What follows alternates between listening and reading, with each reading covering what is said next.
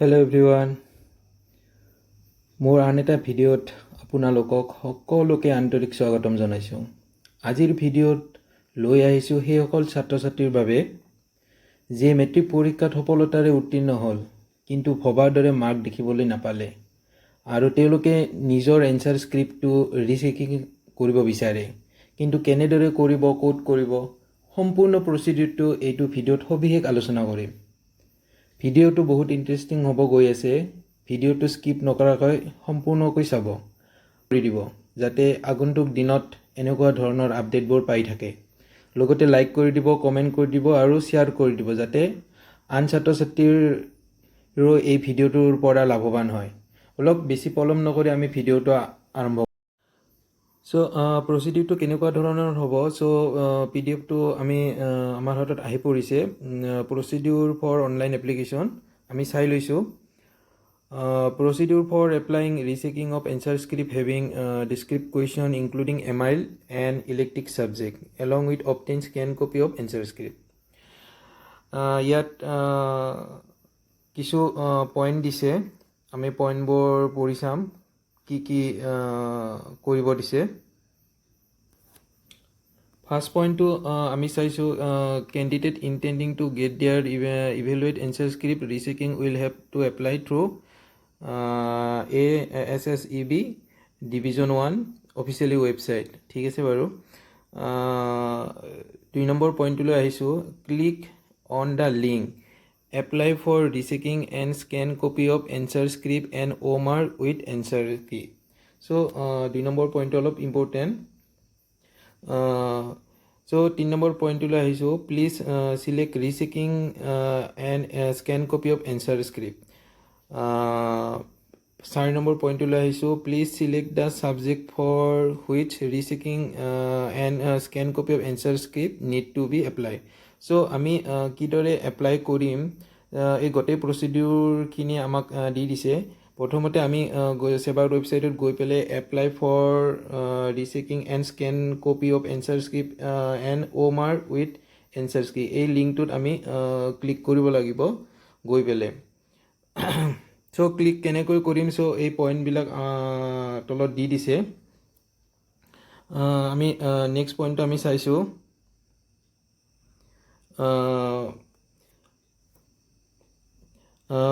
fees for rechecking of answer script along with obtained scanned copy of answer script for all theory question only excluding the OMR part is 400 per subject.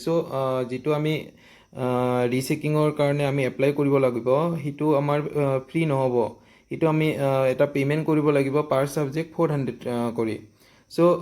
Rechecking প্ৰচেছটো আমাক দি দিছে তলত 7 number পইণ্টত। এতিয়া 3টা point দি দিছে, এই 3টা পইণ্ট চেক কৰি ল'ব লাগিব।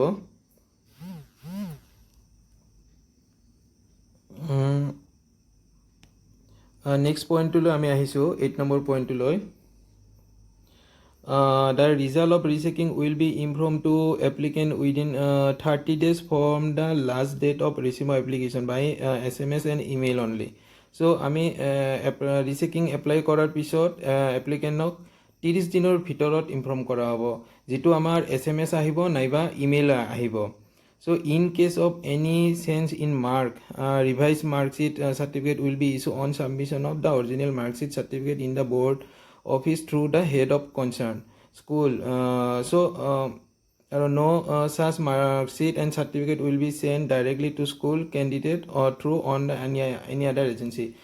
যদি মাৰ্কটো চেঞ্জ হয় তেতিয়াহ'লে আমাৰ যিটো হেড অফ কনচাৰ্ণ থাকে স্কুলৰ, তেখেতৰ থ্ৰুদিহে মাৰ্কটো পোৱা যাব।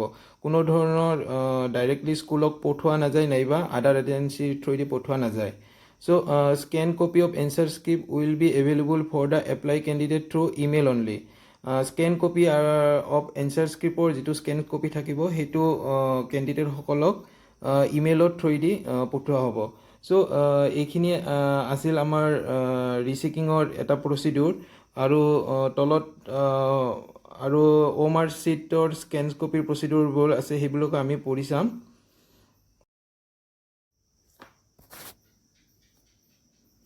আমাৰ স্কেন কপি অফ OMR আৰু এনচাৰ কিৰ যিটো প্ৰচিডিউৰ দিছে সেই প্ৰচিডিউৰটোলৈ আহিছোঁ।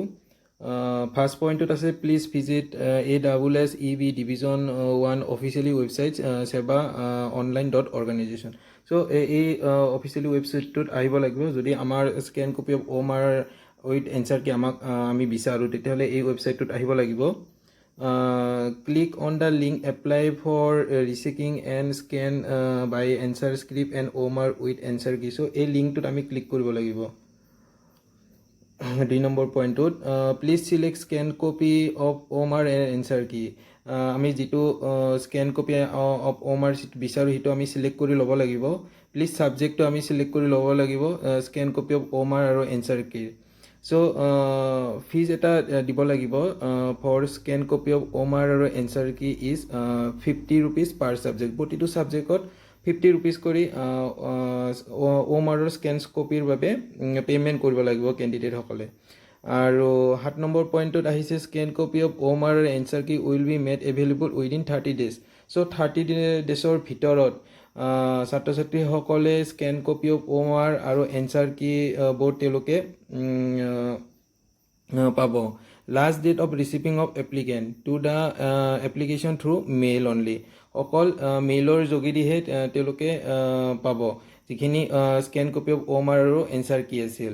চ' এইখিনি আছিল আমি আমাৰ ছাত্ৰ ছাত্ৰীসকলৰ স্কেন কপি অফ OMR আৰু এনচাৰ কি কিদৰে লাভ কৰিব সেইটো procedure.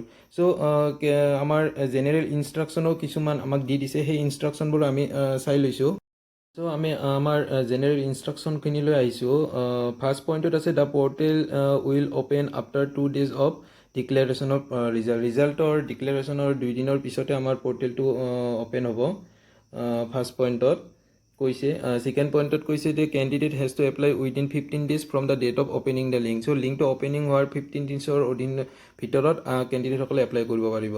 So the detailed instruction for the application process will also be available in the link. So link to কি ধৰণৰ প্ৰচিডিউৰ থাকিব সকলো ধৰণৰ ডিটেইলছখিনি দিয়া থাকিব।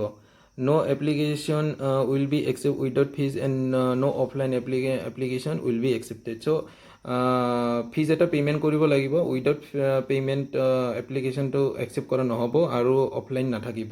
চ' 4 নম্বৰ পইণ্টত কৈছে। 5 নম্বৰ পইণ্টত দিছে ইনকমপ্লিট এপ্লিকেশ্যন উইল ছামাৰলি ৰিজেক্ট। এইটো যদি ইনকমপ্লিট থাকে এপ্লিকেশ্যনখন এইটো ৰিজেক্ট কৰা হ'ব। 6 নম্বৰ পইণ্টত আমি আহিছোঁ দ্য এনচাৰ স্ক্ৰিপ্ট আৰু কনফিডেঞ্চিয়েল ডকুমেণ্ট। চ' এনচাৰ স্ক্ৰিপ্টটো কনফিডেঞ্চিয়েল থাকিব যিটো RTIৰ অধীনত নাহিব। Processing fee has to be paid through online mode. যিটো আমি পে'মেণ্ট দিব লাগিব সেইটো অনলাইন মোড অনলিহে দিব লাগিব। Application submit on behalf of the candidate also incomplete application will summarily be rejected. So application incomplete থাকিলে এইটো ৰিজেক্ট কৰা হ'ব। এইটো answer script within 15 days from the date of declaration of rechecking result by email only. So' answer স্ক্ৰিপ্টটো 15 daysৰ ভিতৰত ইমেইলৰ থ্ৰুৱেদি rechecking কৰা এনচাৰ স্ক্ৰিপ্টটো কেণ্ডিডেটসকলে পাই যাব। Decision of the competent authority of the board on the mark awarded shall be final. So যিটো decision থাকিব সেইটো বৰ্ডৰ ফাইনেল ডিচিশ্যন হ'ব। Scan copy the board will not be responsible for any loss and damage. ত' বৰ্ডে কোনো ধৰণৰ দায়িত্ব নলয় যিকোনো এনচাৰ স্ক্ৰিপ্ট যদি লছ হয় ডেমেজ হয়। Separate application under RTI is not required. So' আমি যদি ছাত্ৰ ছাত্ৰীসকলে ছেপাৰেটলি RTI কৰিব বিচাৰে তো এইটো চ' এইখিনি আছিল আমাৰ এনচাৰ স্ক্ৰিপ্টটোৰ জেনেৰেল ইনষ্ট্ৰাকশ্যন। আমি ছাত্ৰ ছাত্ৰীসকলে কেনেকৈ ৰিচেকিং কৰিব নিজৰ এনচাৰ স্ক্ৰিপ্টটোৰ আমাৰ ছেবাৰ অনলাইনত এইটো আমাক ছেবাৰ ৱেবছাইটত দি দিছে।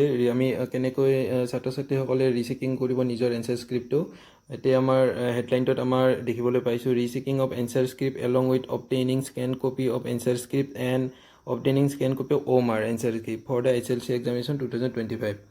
So ছাত্ৰ ছাত্ৰীসকলে এণ্টাৰ ইয়ৰ ৰোলটো ইয়াতে পুট কৰিব লাগিব। তাৰ নেক্সট পুট কৰিব লাগিব